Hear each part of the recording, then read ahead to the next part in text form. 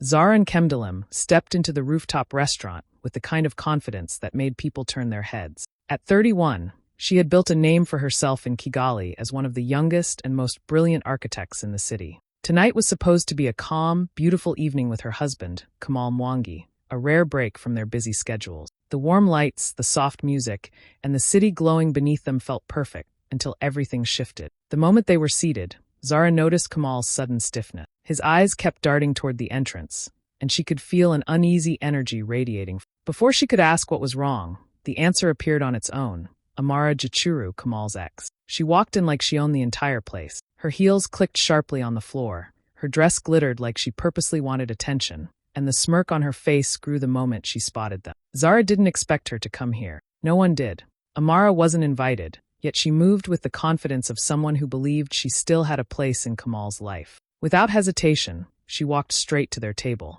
Zara watched in uncomfortable silence as Amara pulled out the chair beside Kamal and sat down like she belonged there, like Zara was the outsider at her own dinner. The air turned cold instantly. Conversations around them softened. Even the waiter paused, unsure what exactly was happening. Zara kept her expression calm, but inside she knew this night was about to explode into something unforgettable. Amara didn't come here just to say hello. She came with a purpose, and Zara was ready for whatever game she planned to play. Amara didn't waste a single second acting polite or pretending she came with good intentions. The moment she sat down, she crossed her legs slowly, letting her designer heels sparkle under the restaurant lights. Her dress was loud, dramatic, and clearly chosen to make sure everyone noticed her. And they did.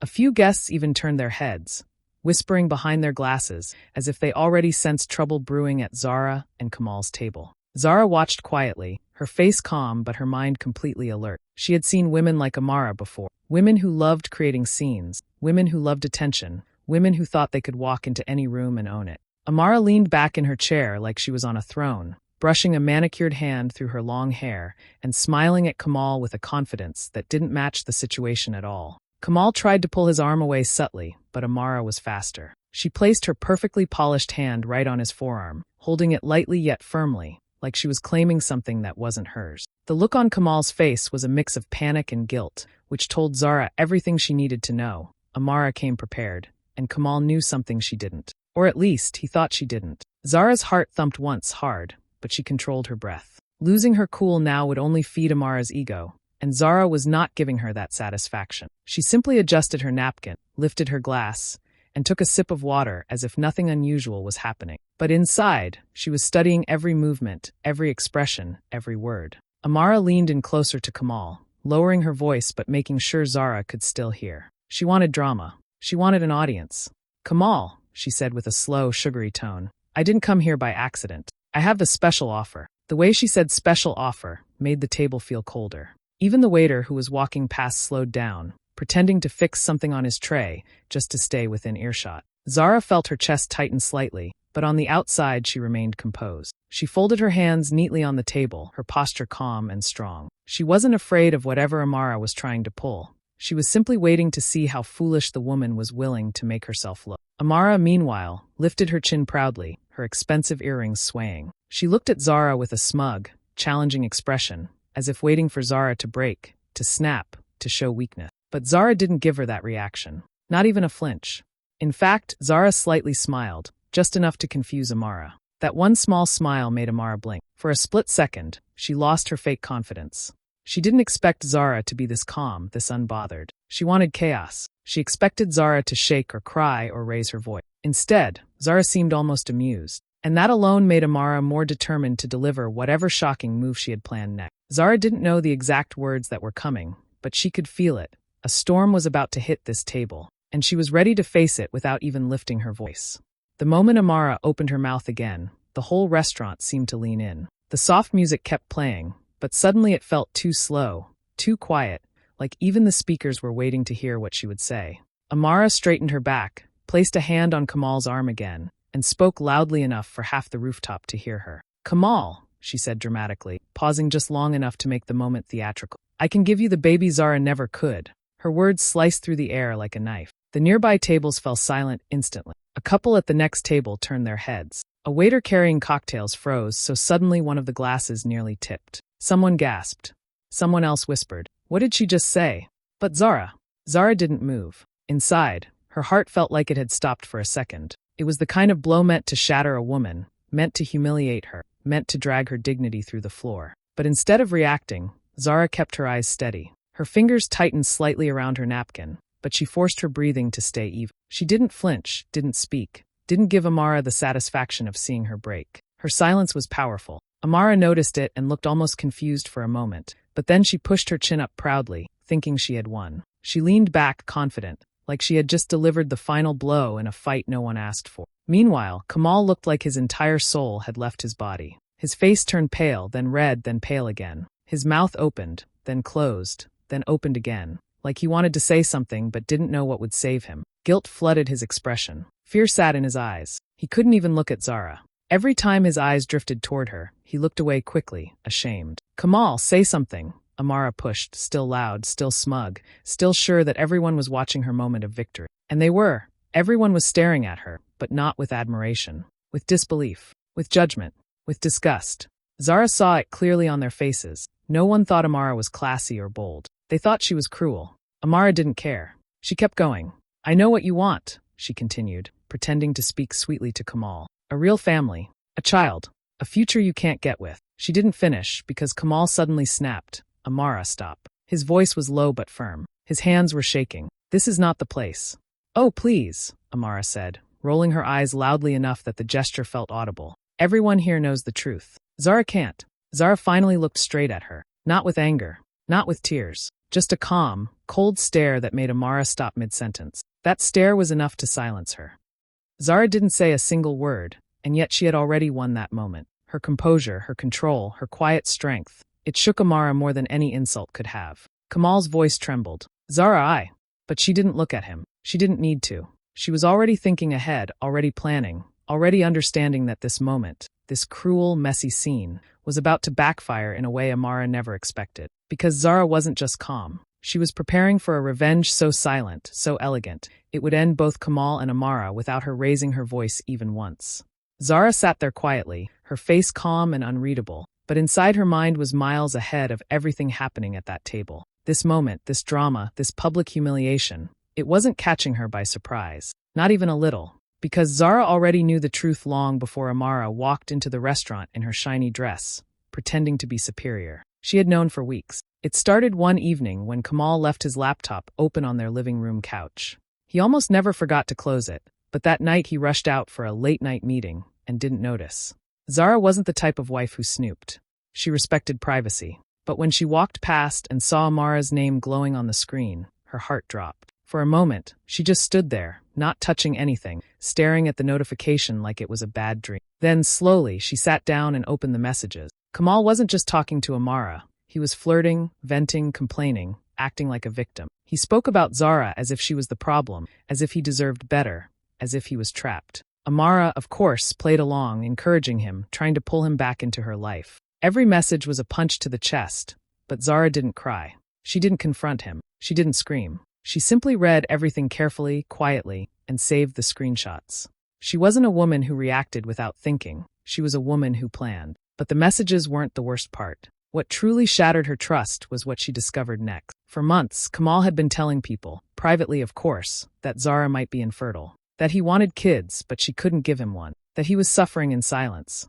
He didn't say it to her face, but he said it to his friends, to his cousins, and definitely to Amara. Yet the truth was painfully simple. The doctor had asked both of them to get tests done. Zara did hers immediately. Kamal pretended he took his, but he never did. He skipped the appointment, lied to Zara, and then twisted the story so he could blame her. When Zara called the clinic to reschedule, she learned the truth. His name wasn't even in the system. That was the moment everything inside her changed. She realized Kamal wasn't just cheating emotionally. He was setting up a narrative to make her look like the problem. He wanted sympathy. He wanted validation. He wanted Amara back while keeping Zara's money, lifestyle, and success. He wanted the best of both worlds. Zara didn't fall apart. She didn't accuse him. She didn't walk out. Instead, she smiled sweetly, acted normal, and pretended she knew nothing. She watched him secretly text. She watched him lie to her face. She watched him plan a future with another woman while still enjoying the comfort of her empire. And she waited for the right moment, waited for him to embarrass himself enough that she wouldn't even need to raise her voice. Tonight, in this beautiful rooftop restaurant with the city lights shining below them, Zara finally saw them expose themselves, loudly, proudly, foolishly. They thought they were hurting her. They didn't know she already knew everything. They didn't know she came prepared. They didn't know the calm look on her face was not weakness. It was the beginning of their downfall. Zara felt the tension in the air like a thick fog, heavy and suffocating, but she refused to let it touch her. Instead of standing up, shouting, or letting anger take over, she did something unexpected. A soft, almost gentle laugh escaped her lips. It wasn't loud, it wasn't sharp. It was quiet, controlled, and full of a calm confidence that made the room pause for a fraction of a second. People around them noticed it, even without understanding why, because it wasn't the laugh of someone embarrassed or defeated. It was the laugh of someone completely unshaken. Amara's smug smile faltered slightly. She had expected a reaction, a glare, maybe even tears. Anything, but not this quiet amusement. Zara's laugh seemed to say, without words, "I already know what you're trying, and it won't work." Then, with the same calmness, Zara looked directly at Amara and said, "Thank you for your offer." Her tone was polite, almost cordial, but underneath it was the steel of someone who had nothing to fear. She didn't raise her voice, didn't roll her eyes, didn't insult. She simply acknowledged Amara's audacity in the softest, most devastating way possible. The words hung in the air, and Zara used that moment to reach into her designer handbag. Every movement was deliberate, measured, and full of quiet power. She pulled out a small velvet folder, the kind that immediately signaled something important, something serious. She placed it gently on the table, letting it sit in the middle like a silent announcement. All eyes turned toward her instantly. Guests, waiters, even some passing staff glanced over, curiosity written across their faces. Whispers started to ripple quietly through the restaurant. "What's that folder? What's in it?" But Zara ignored them. Her eyes stayed locked on Kamal, who was already pale, his nervous energy practically visible. His ex, Amara, leaned forward slightly, suspicion and challenge written in every line of her face. Zara didn't rush.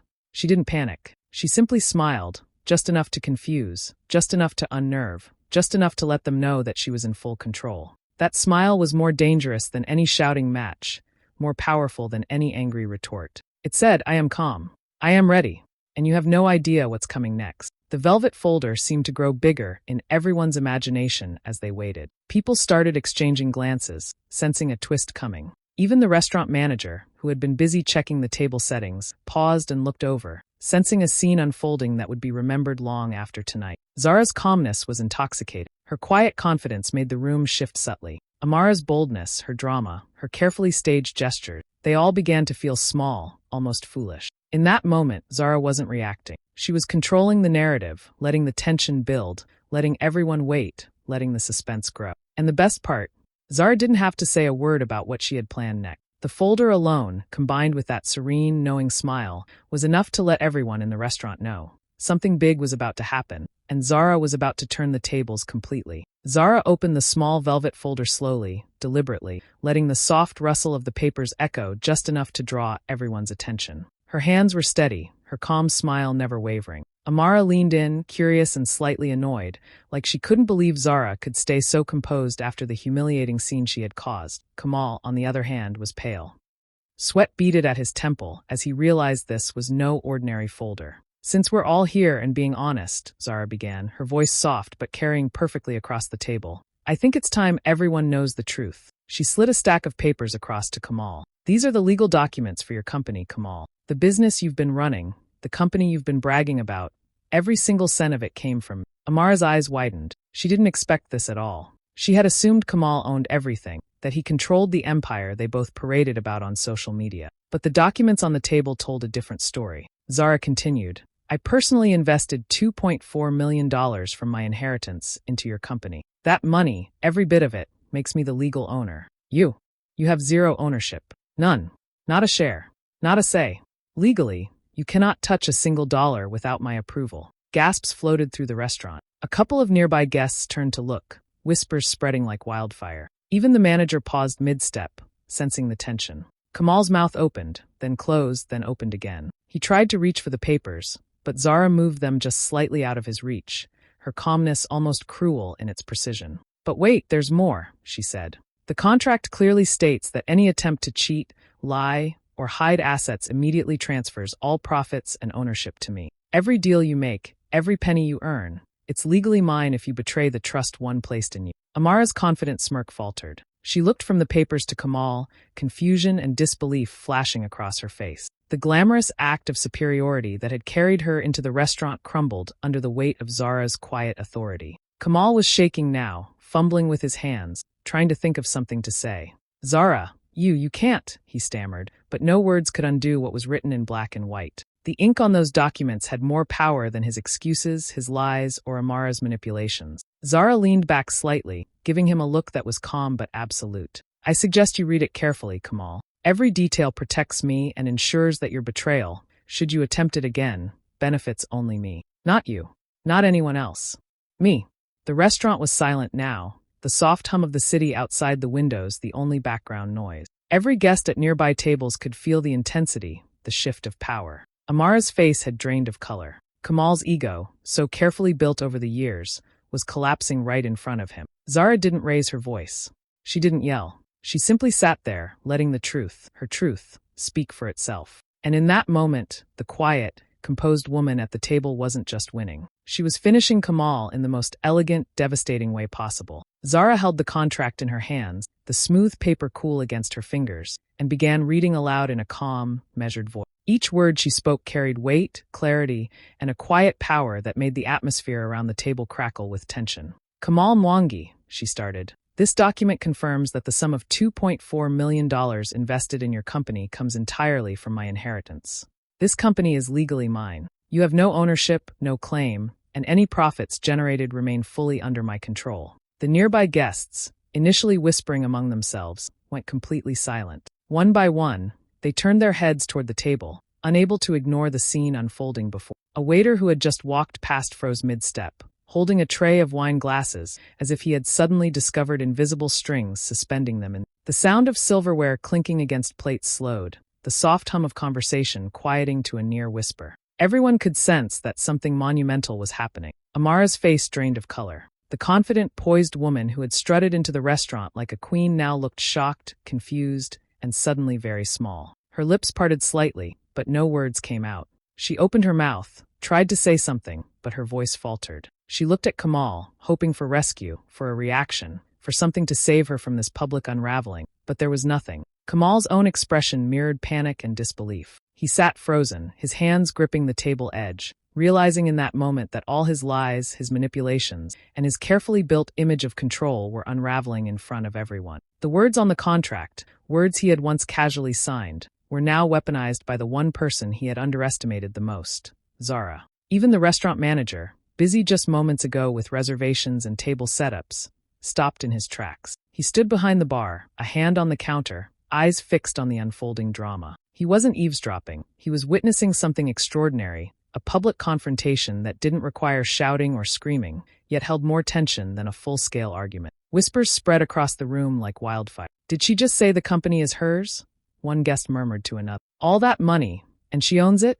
another whispered, wide-eyed. Phones peeked out from pockets and bags, some guests sneaking glances, some subtly filming, knowing they were seeing something unforgettable. Through it all, Zara remained perfectly composed. Her calm presence made the chaos around her seem even more dramatic. She didn't shout, didn't point fingers, didn't show anger. Instead, she let her words, the signed contract, and her quiet confidence speak for her. Every sentence she read chipped away at Kamal's pride and Amara's arrogance, leaving them exposed and powerless. By the time Zara finished reading, the entire restaurant felt heavy with tension. Guests stared at the table, Amara stared at the contract, Kamal stared at nothing, and Zara simply sat back, her eyes steady, her calm smile unwavering. In that moment, silence wasn't just a pause. It was a testament to her control, her intelligence, and the start of the inevitable downfall of both Kamal and Amara. Zara waited until the murmurs from the contract reveal had barely settled before she leaned forward slightly, her calm smile never fading. The room still hummed with the tension of disbelief, everyone watching her every move, but she had saved the most devastating blow for last. Her hands reached into her bag again, slow and deliberate, and pulled out a small, folded piece of paper. Kamal's eyes, wide with panic and confusion, followed every motion. Amara, still reeling from the legal bombshell, sat frozen, her arrogance replaced with shock. She didn't know what else Zara could possibly reveal, and that hesitation made Zara's next move even more powerful. Zara unfolded the paper carefully and with a soft, controlled voice said, "There's one more truth I've been keeping until now. She paused just long enough to make sure everyone's attention was locked on. "I'm 2 months pregnant." The words seemed to hit the room like a shockwave. For a moment, no one moved. Guests froze mid-bite, waiters halted in their steps, and the city lights outside the rooftop didn't seem to shine as brightly. Kamal's jaw dropped, his face paling even more. Amara's eyes went wide, her lips trembling, as if she had physically been punched.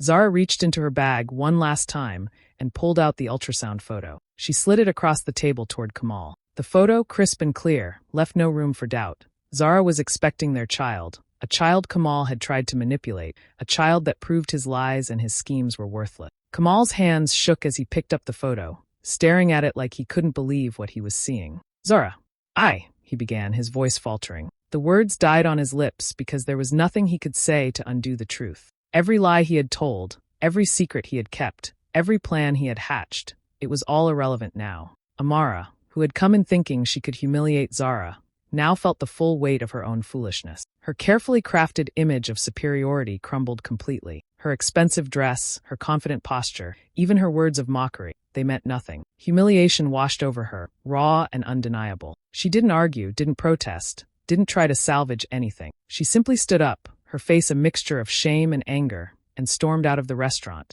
leaving a trail of stunned silence in her wake. Zara's calmness never wavered. She didn't cheer. She didn't gloat. She simply leaned back, took a slow breath, and let the reality sink in for Kamal. Her child was coming, a living reminder of her strength, resilience, and truth. The silence at the table was heavy, filled with the unspoken understanding that Kamal's power over her and Amara's illusions of superiority were gone forever. In that moment, Zara wasn't just winning, she was reclaiming everything, her dignity, her peace, and her future. The calm, collected woman sitting at the table had just delivered the final blow, one that no money, charm, or lies could ever undo. The night had turned completely in her favor, and everyone who witnessed it knew it. Kamal's face had turned a deep shade of red, and now it drained to a pale, almost sickly white. The city lights reflecting off the rooftop did nothing to hide the panic in his eyes. He had tried to maintain control, tried to charm, tried to manipulate, but every move had backfired spectacularly. Now, faced with the truth of Zara's ownership of his company and the reality of her pregnancy, he was completely unmoored. "Zara, please. I didn't know. I didn't mean," he stammered, his voice cracking. Words tumbled out in a desperate jumble, none of them making sense, none of them helping. Tears glistened in his eyes as he leaned forward, almost as if reaching for her, as if somehow pleading with her to forgive him could erase months of lies, cheating, and betrayal. Amara's storming exit had left him exposed, and now every guest within view seemed to watch him crumble. He looked around helplessly, the realization of public humiliation settling on him like a heavy weight.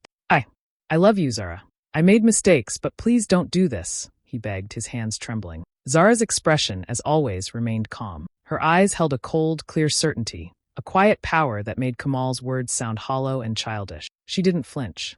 She didn't raise her voice. She simply reached into her bag once more and pulled out a set of papers, sliding them across the polished table with deliberate care. Divorce papers. Kamal froze. His fingers hovered over the documents, as if touching them might somehow undo the consequences he had created. "Zara, you can't," he started, but his voice broke again, the words lost in the weight of the truth he had ignored for far too long. Zara didn't answer. She didn't need to. The papers spoke for themselves. Every clause, every condition, every detail had been drafted carefully, thoughtfully, and ruthlessly. The prenup, which she had insisted on before they married, ensured that Kamal would walk away with nothing. Nothing. No shares, no money, no company, no house, just the clothes on his back. Every attempt he had made to control, manipulate, or cheat was neutralized with cold, elegant precision. Kamal slumped back in his chair, shoulders shaking, face wet with tears. He tried to argue, tried to bargain, but every word was met with Zara's serene composure. She didn't raise her voice, she didn't threaten him, she didn't need to. The power dynamic had shifted completely, and he knew it. He was finished. Guests watched in stunned silence. The restaurant, which had moments ago been filled with tension and whispers, now held a heavy, almost electric quiet. People could sense the finality of the moment. Kamal, the man who had tried to humiliate his wife and flaunt his control, was reduced to begging and crying in a way no one could have imagined. Zara's calm smile remained. She pushed the papers gently toward him, leaned back in her chair, and allowed the reality to settle. No drama, no shouting, no spectacle, just the quiet, undeniable truth that she had won. Kamal had nothing left. And in that quiet, controlled moment, Zara reclaimed everything, her dignity, her peace, her future, and the promise of a new beginning that he would never touch. After the storm of that night in Kigali, Zara knew she needed space, a quiet place to think, heal, and plan the life she wanted for herself and her unborn child. She packed lightly and flew to Mombasa, Kenya, leaving behind the chaos, the betrayal, and the painful memories. The sun-soaked beaches, the gentle waves, and the fresh, salty air felt like a balm on her soul. For the first time in months, she could breathe. Zara spent her days walking along the shore, reflecting on everything that had happened. She thought about her strength, her intelligence, and the calm she had maintained in the face of deception. She realized she didn't need revenge to feel powerful. Her life, her choices, and her child's future were her greatest victory. She decided to raise her baby in peace, surrounded by love, honesty, and freedom from the shadows of betrayal. Meanwhile, back in Kigali, Kamal's world unraveled quietly. The company he had once thought was his kingdom was thriving under Zara's leadership. Every decision he had ignored, every deal he had tried to manipulate, was now hers to manage. Profits soared, employees respected her, and her reputation as a fair but brilliant leader grew stronger each day. Kamal? He faded from high society, remembered only as the man who underestimated his wife. Word of Zara's calm, calculated handling of everything spread across the region. People admired not just her intelligence but her poise, her ability to handle betrayal with dignity, and her quiet strength. She became an inspiration for many, a symbol of resilience and elegance in the face of adversity. On the balcony of her Mombasa apartment, looking out at the endless ocean, Zara smiled. The waves reminded her that life kept moving forward, no matter the storms behind. She had claimed her peace, her future, and her happiness. And this time, she would protect it fiercely, but calmly, just as she always had.